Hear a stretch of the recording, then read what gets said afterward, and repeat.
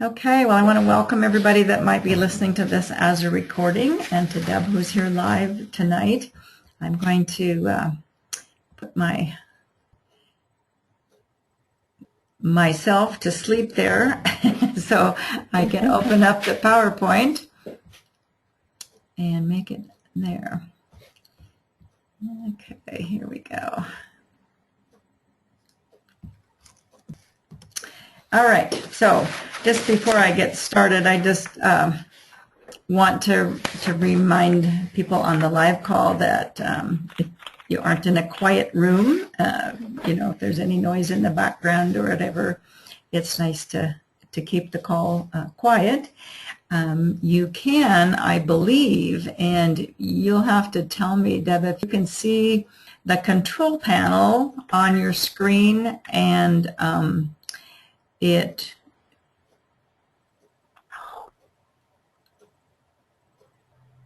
okay, it's saying to me now, so I can't mute you, not that I want to, until you enter your PIN number, so I would have to send that to you, but I think you already entered that, so I'm a little confused. But my question is, Deb, do you see on your end on the screen a way to mute yourself if you wanted to? I'm looking on the far right, and it says to enable mute controls, please enter #3# on your phone keypad. So yes, it looks like I could do that. Okay, so that's right, you're on the phone. So the other thing, if it got noisy on your end, you can just hit the mute button on your phone. Okay. Oh, now. You don't have to do what it's saying there because you're on the phone, so you have a mute button on your phone, right?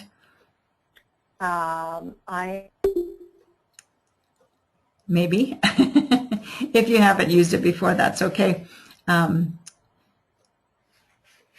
That's something you might want to just check out next time. So, okay.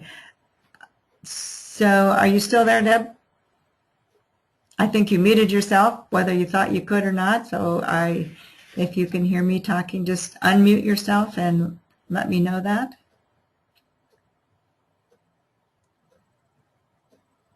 You just hit the mute button again.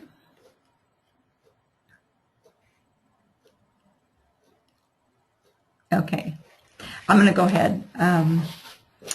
So other than being in a quiet room, if you've got a paper and pen handy, just in case you want to write something down, and I always like to say, if I should disappear, in other words, if all of a sudden my screen goes away and you can't hear me talking, then I just have had a computer shut down for whatever reason. Sometimes that happens when I'm doing all of these things at once. And so then you will lose connection as well afterward, and all you need to do is just close this program, go back to the link, log back in, and you'll get a message that says waiting for the presenter. So if my computer did shut down, I have to reboot it, and it just takes a little bit. So just be patient and come back on. All right. So for those of you who are listening, my background is as a family nurse practitioner. For 13 years, I was in family practice. Always have had a special interest in wellness and diabetes and heart disease, and spent the next 15 years as a diabetes specialist. And I just love to share some of the things that I know with others. I'm so excited that you're here today and just wanting to get a better understanding of how to improve your health. And really everything has a ripple effect on our friends and our family. If we make good choices, that is something other people will do as well. And if we make better choices, that's to the good of everybody. So in case if you have to jump off early before I conclude this, I do want to say that the next class I'm doing is Wednesday, October 15th at 12 noon Mountain Time, and that's going to be on colon health. We're going to talk about poop, diarrhea, constipation, irritable bowel syndrome, colon cancer. So if those things are of interest to you, just make a note that the next class will be October 15th at 12 noon. And feel free to share that with any friends that might be interested as well. All right, so now we'll get started with the topic of tonight, which is the good fats, bad fats, and answer that question. If we're eating less fat, why are we getting fatter? Okay. Close that up. There we go. Couldn't get the slide going.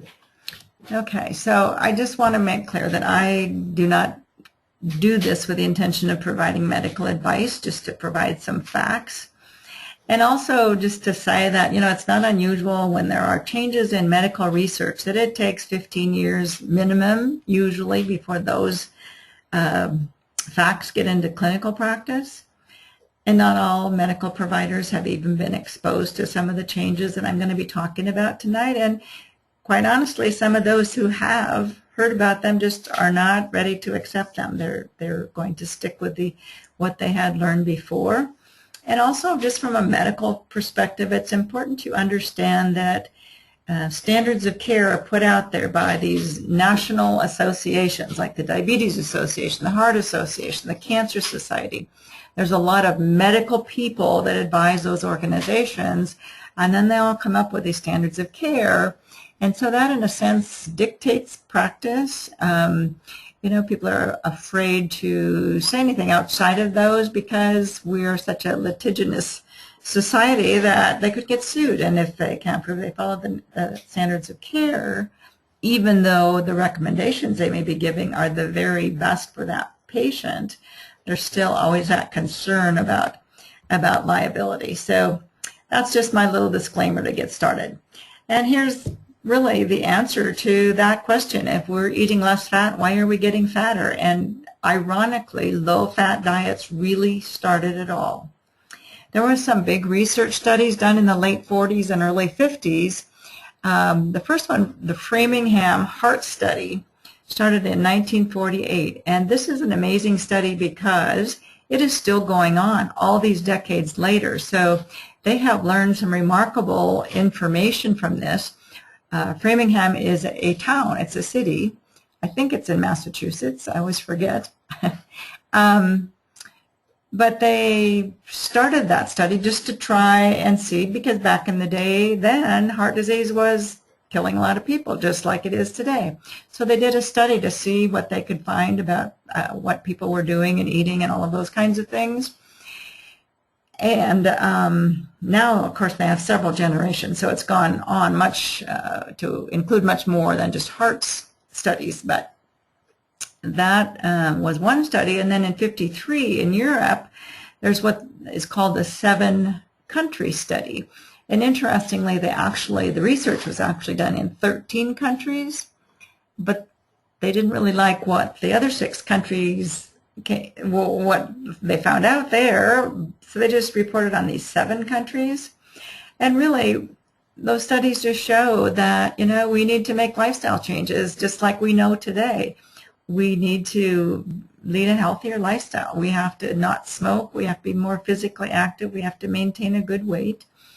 And somehow, whatever it was in those research studies, there was a lot of misinformation that was just capitalized on by the food industry in particular, that fat was the culprit, that fat was what was causing heart disease. And the studies never showed that.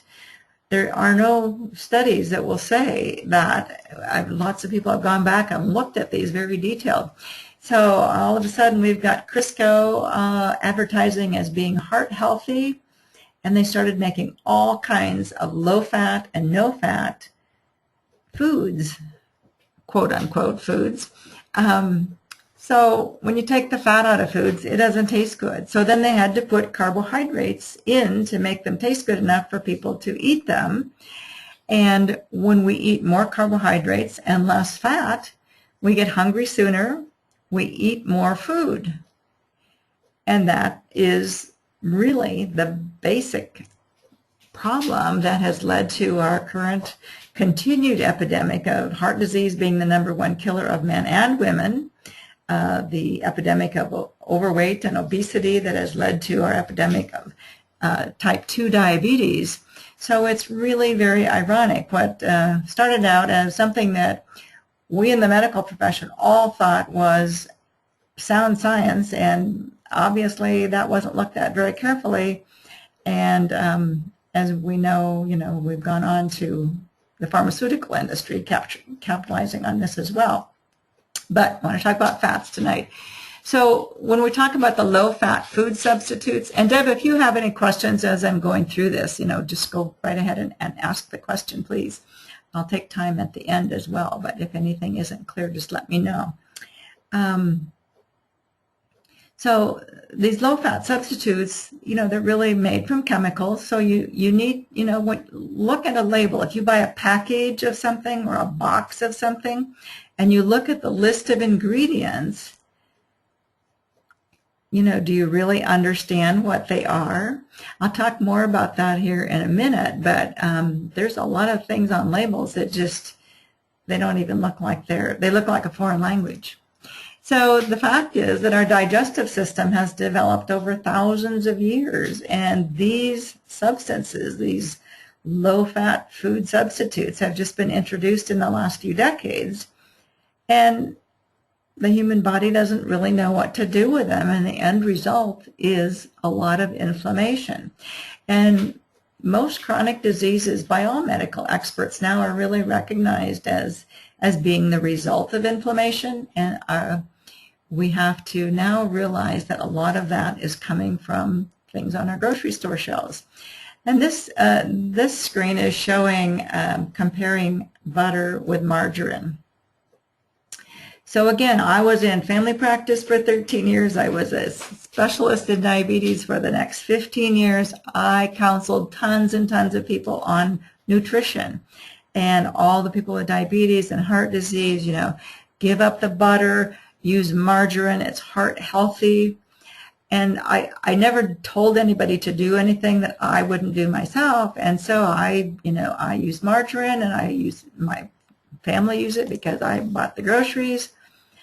And one day, it was just like an aha, and it had been rolling around in my mind for years, really. But what is all of this stuff that I'm putting in my mouth and in the mouths of my family? When you look at the ingredient list of margarine, and I don't even know what brand this is, it was just one that I took, but you can see that there's a lot of stuff in there. Some of it's not so bad, but there's a lot of stuff that is not good, and there's a lot of things that, again, we do not need. Our body doesn't know how to process. But if you look at butter, there's cream in butter, and salt, if it's this kind with salt added, but it may just be cream. We know what cream is. And I'll just put in the caveat that I've become more and more aware of, yes, it's okay, butter's okay, cream, but you really want to keep thinking about the sources. So make sure, if you can, to purchase your butter and your dairy products from dairies that get their products from pasture-grazed cows, and we'll talk more about that in a minute. I don't know if you are aware of Dr. Mercola. He is a traditionally trained medical physician. He's an internist, but he has for many years now become sort of the voice of sort of the opposite of what all of the traditional medical recommendations have been, just like I'm addressing tonight with fats. And he has done his research and found that, he says that margarines and butter substitutes are really just a molecule away from being plastic. And you can go online and look at mercola.com, and he has a lot of information on there. Another thing that, I'm not recommending everybody go out and eat a bunch of bacon, but if you're going to have bacon, if you have pork bacon, there's pork, there's a little sugar, there's some salt, and there's some spices. But again, we got really crazy with this low-fat stuff, and, bacon made out of turkey and other things that are supposedly healthier. But we get into, again, all of these things that we don't process in our body. And don't need, and it's mechanically separated. They take the leftover meat and the bones and put it through this grinder sieve type thing, and that's what ends up being in the turkey bacon and those types of products, like the chicken nuggets and that sort of thing. Certainly not what we want to put in our bodies. So again, I'm not recommending eating a ton of bacon, but when you have bacon, have real bacon. And here is really one of the biggest problems, as I alluded to, processed foods. If it's in a box or a package of any kind, they make those so that they last forever, really, have a very long shelf life. And in the process of processing them so that they last for a long time, a lot of essential nutrients are either destroyed or they're removed. And if they remove some and when they put them back in, they put less of the good healthy nutrients back in. And the chemicals and bad fats are what are added to provide really long shelf life. And the healthy fiber is lost. We, in our traditional diet, always had a lot of fiber from fruits and vegetables. We need 25 to 30 grams a day. The average American gets less than 12 grams. And the reason we need the fiber so much is because it decreases inflammation and is essential to maintain normal weight and normal glucose and normal cholesterol. So processed foods are just very, very difficult for our bodies to manage. So sources of harmful fats, other than just saying processed foods, we've all heard a lot about trans fats.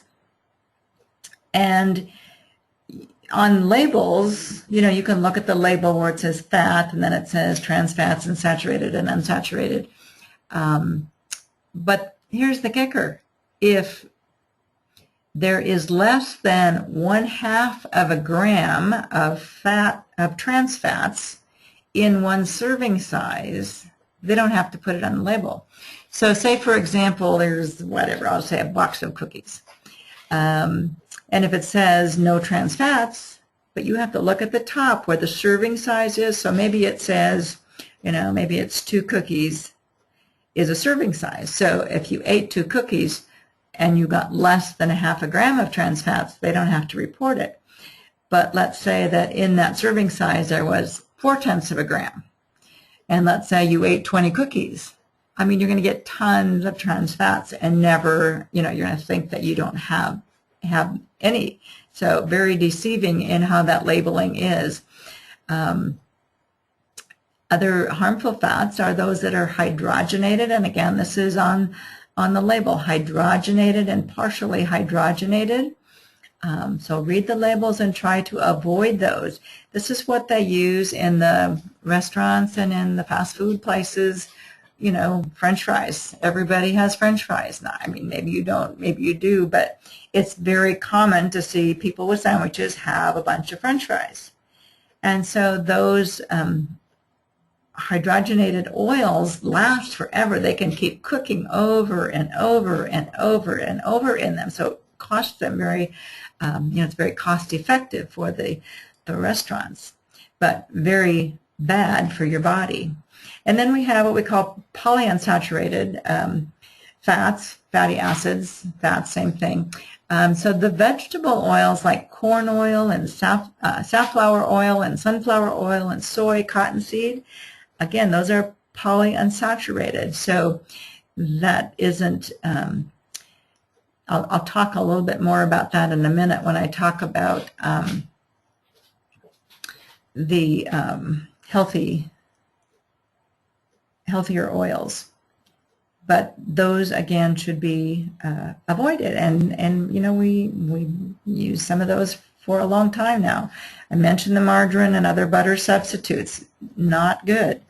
I get regular butter, and I get it from a creamery that uses, their cows are pasture grazed, so I feel comfortable with that. And when I switched to margarine, I even switched to whole milk, and there wasn't an ounce of change in the weight of my husband and I, so it wasn't an issue at all. So I want to talk about the omega-6s. The omega-6 fats, these really are not harmful fats, but the kicker here is that we just need a little bit of omega-6s, not a lot, and we are getting a lot in the typical American diet. Foods and food products that have a lot of omega-6s, again, are any of the processed foods. And any kind of animals or dairy products or poultry or farm-raised fish that are fed corn and soy. And that is becoming more and more common to feed this to animals, poultry, and when they raise fish in farm ponds, not to give them their normal diet. Cows eat grass, fish don't eat corn for sure. And so then we eat them, and we are getting a lot of corn. I mean, just mention the high fructose corn syrup is one thing. There's either high fructose corn syrup or there's corn syrup. Anything with that on the label should be avoided. Corn is in almost everything, and it's loaded with omega-6s and gets our ratios all out of balance. And then again, the vegetable oils that I mentioned, and that includes the canola as well. Canola was for years the oil to have, and not so much now. So avoiding foods that we just talked about is important. And the omega-6s naturally occur in seeds and nuts and green leafy vegetables. So if we eat food that's made by nature, not by humans, and then also to consider the source,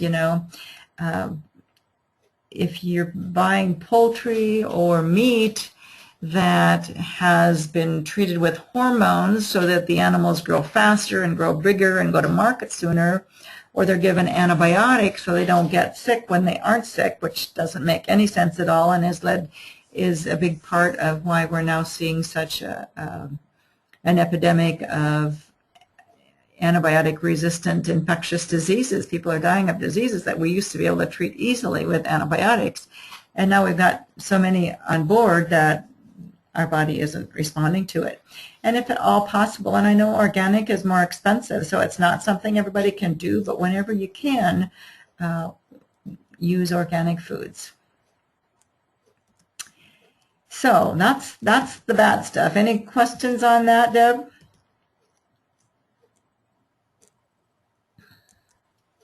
Okay, so I'm going to go on to talking about the beneficial omega-3 fats. Now, this is, I think, pretty common knowledge that we get omega-3s from fish, the oil in fish, and this is preferably from wild fish, not fish that are farm raised, again, because they're fed improper diets. And that alters their makeup. And again, our bodies don't know how to handle that as well. And the other source, of course, is high-quality fish oil supplements. And I say high quality because there's a lot of impurities even in wild fish now. They're coming up with mercury levels and different things like that can be caustic to us. So we want to make sure that fish oils that we use come from high-quality sources that are purified, and not so we don't have to worry about that. And then the beneficial omega-3s also come from cooking oils that include palm oil, coconut oil, olive oil, flaxseed, hemp seed, pumpkin seed. I've not used the hemp seed or pumpkin seed, so I can't speak to that. Basically, what I use almost exclusively is coconut oil and olive oil. Coconut oil has a lot of health benefits. You can Google coconut oil health benefits and you'll read all about that. And it's also good for cooking at higher temperatures. Olive oil, if you use olive oil to cook at really high temperatures, actually becomes a little hydrogenated and more like a trans fat. And a reason that we don't want trans fats and hydrogenated and partially hydrogenated is because that's what raises our bad cholesterol. That's what causes heart disease. So, with the intent of making people healthier, we've actually been making them less healthy. So coconut oil, olive oil, avocados and olives and nuts and green leafy vegetables. those are great sources of the omega-3, the healthy fats. And so here's what's so amazing. Our ratio of omega-6s to omega-3s, and omega-6s again are not bad, it's just so we get too much of them. We should have about a ratio of 1 to 4, 1 omega-6 to 4 omega-3s as far as the ratio goes. But look at this, for most Americans, we get so much omega-6s in our processed foods and the other ways I said, 25 to 50 to the 4 omega-3s. Very, very inflammatory. So again, it's those processed foods and the corn-fed animals, poultry, and the farm-raised fish.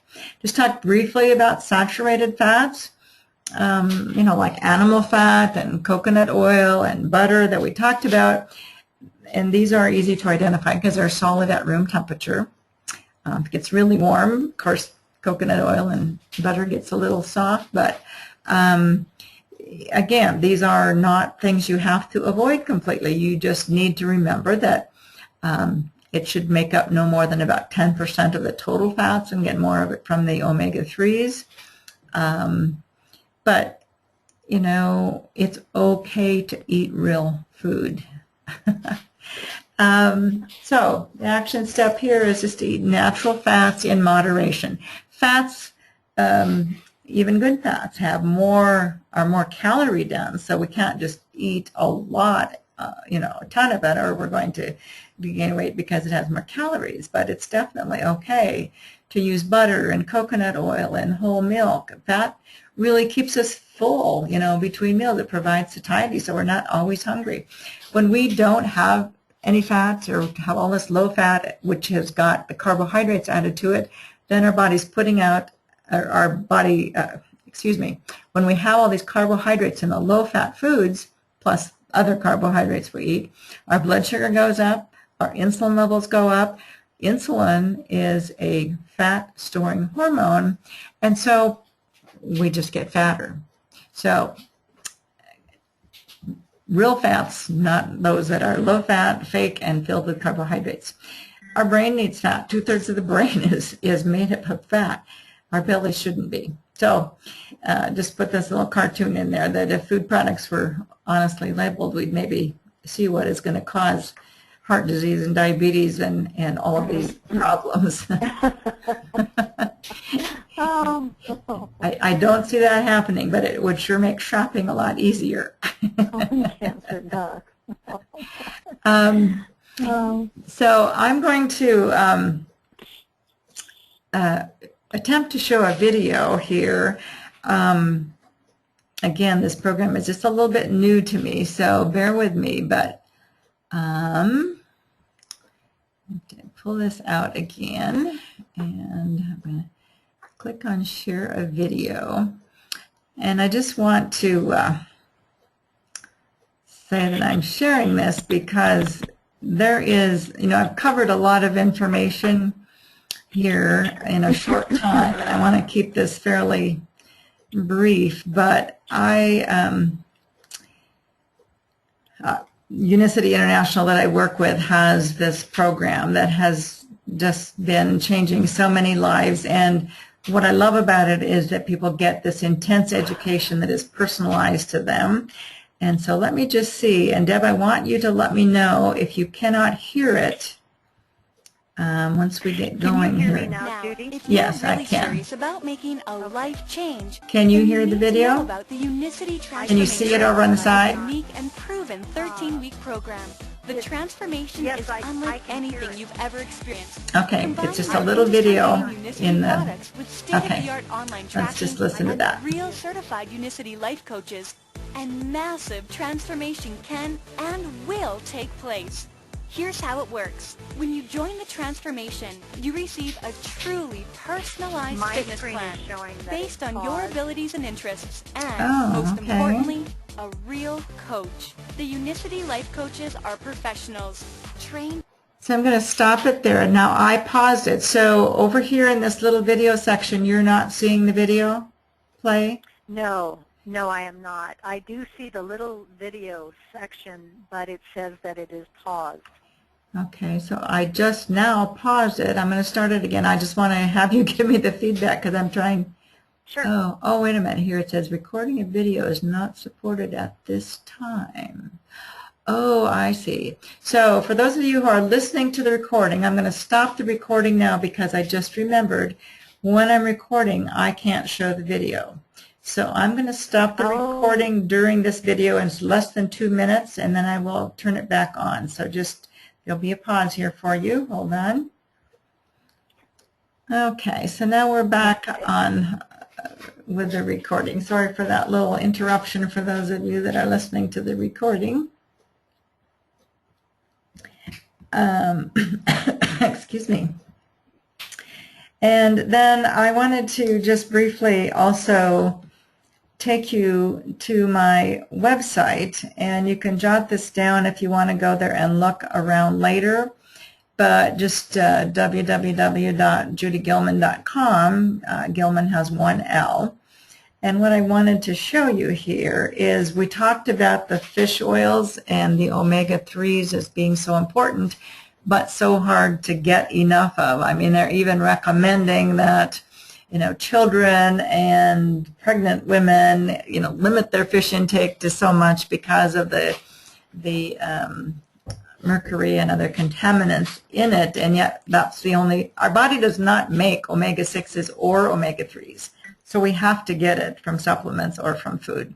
So I on this page called Other Products here, then that says Unicity International has products for nearly all health concerns. To view our other products, click here.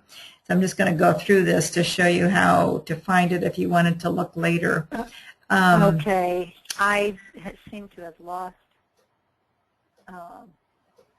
all but that little recording on the side.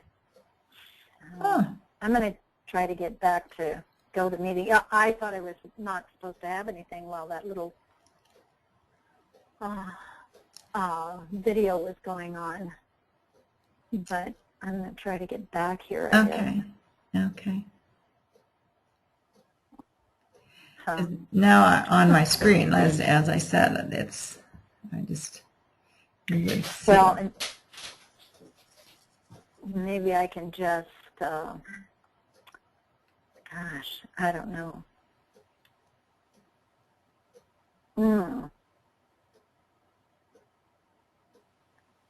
Okay.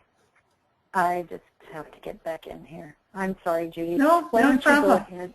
No problem. I'll wait for you because I'm not going to use this recording anyway. It's been too interrupted. I'm just kind of playing around, so you don't need to worry about that. If you want to just, so again, try to get back in. Yeah, just try to get back in. So while the recording was playing, everything else went away. Is that what you're saying? Yes, and well, so I thought that was normal, but then when you went back. Okay. I